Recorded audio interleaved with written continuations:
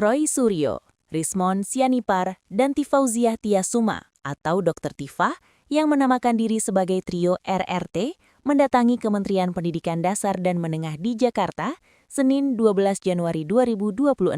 Didampingi kuasa hukum Refli Harun, trio RRT menyerahkan surat permohonan informasi publik kepada Pejabat Pengelola Informasi dan Dokumentasi atau PPID Kemendikdasmen. Selain surat tersebut, mereka juga menyerahkan 2 buku berjudul Gibran Endgame dan Jokowi's White Paper.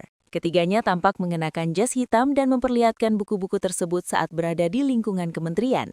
Refli Harun mengatakan permohonan informasi publik ini berkaitan dengan penerbitan surat keterangan penyetaraan pendidikan Wakil Presiden Gibran Rakabuming Raka. Menurut Refli, persoalan ijazah Gibran dinilai penting dan bersifat konstitusional karena berpotensi menimbulkan konsekuensi hukum serius.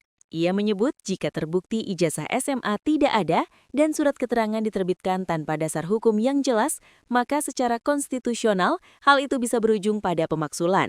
Sementara itu, Dr. Tifa membacakan isi surat permohonan informasi publik yang diajukan trio RRT. Dalam surat tersebut, mereka meminta penjelasan rinci mengenai dasar hukum penerbitan surat keterangan nomor 9149-KP-2019 tertanggal 6 Agustus 2019. Surat itu menyatakan Gibran Rakabuming Raka telah menyelesaikan pendidikan grade 12 di UTS Insert Sydney dan dinilai setara dengan lulusan SMK Peminatan Akuntansi dan Keuangan di Indonesia. Dr. Tifa menyebut permohonan diajukan berdasarkan Undang-Undang Nomor 14 Tahun 2008 tentang Keterbukaan Informasi Publik. Trio RRT juga meminta penjelasan tertulis terkait regulasi, kewenangan pejabat, metode penyetaraan, pemetaan kurikulum, hingga dasar diskresi administratif dalam proses tersebut.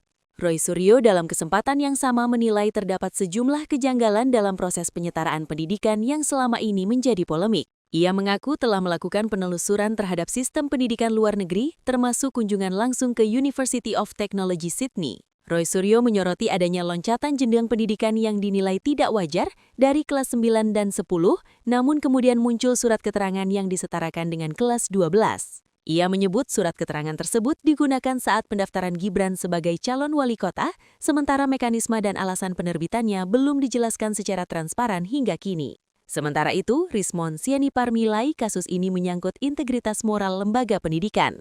Ia mempertanyakan bagaimana pendidikan tingkat menengah umum atau pra-universitas di luar negeri dapat disetarakan dengan pendidikan kejuruan seperti SMK Akuntansi dan Keuangan di Indonesia.